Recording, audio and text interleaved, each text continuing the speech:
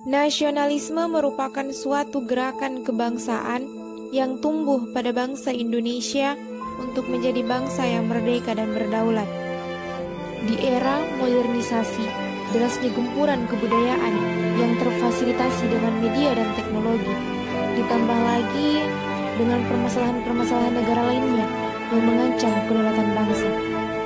Singkatnya, sekelumit permasalahan bangsa di atas sedikit menjelaskan bahwa bangsa Indonesia sedang menghadapi tantangan serius terkait dengan nasionalisme. Seorang guru pernah bercerita kalau orang Jepang disuruh menyanyikan lagu kebangsaannya langsung berdiri dengan tegap dengan sangat serius dari awal sampai akhir. Akan tetapi, orang Indonesia menyanyikan lagu kebangsaan Indonesia Raya, ia menyanyikannya dengan duduk serta tidak serius dan tanpa hormat. Kurangnya nasionalisme inilah yang saya pikir merupakan penyebab dan sekian banyaknya permasalahan bangsa Indonesia.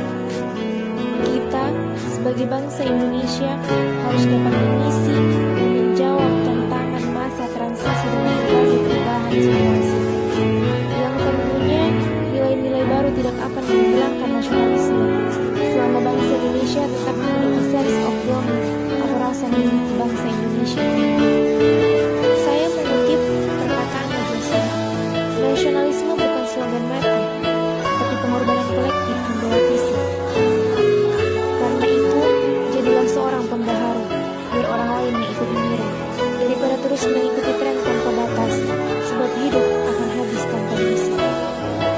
Di dalam upaya mendirikan Indonesia sebagai bangsa yang merdeka dan berdaulat, Insinyur Soekarno mengadopsi gagasan Ernest Renan tentang nasionalisme yang merujuk pada kesepakatan politik untuk mencapai cita-cita masa depan bersama sebagai bangsa yang senasib, sepenanggungan, dan kesediaan berkorban untuk menjaga semangat kebangsaan.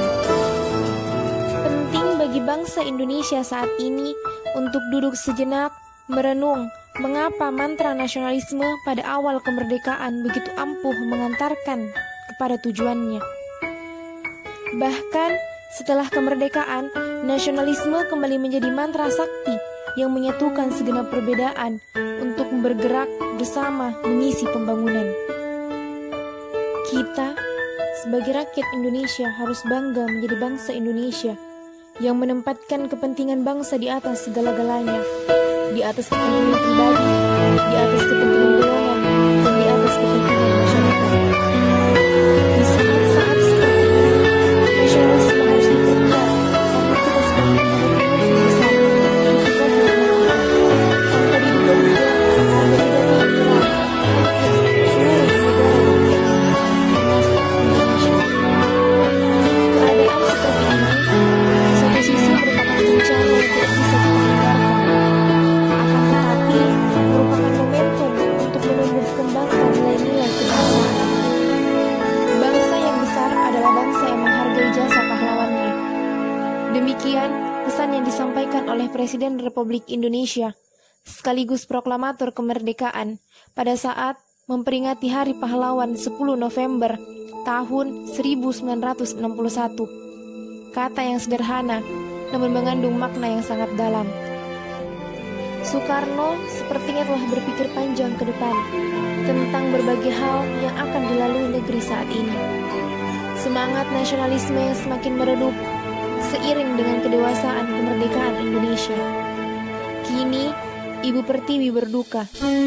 Dalam sebuah lagu ciptaan Ismail Marzuki, komposer besar Indonesia di era 1950-an dan 1960-an. Beliau telah membahasakannya dalam beberapa bait lagu yang menyentuh hati. Tulisan sekaligus video singkat mengulas nasionalisme bangsa Indonesia. Sebuah keprihatinan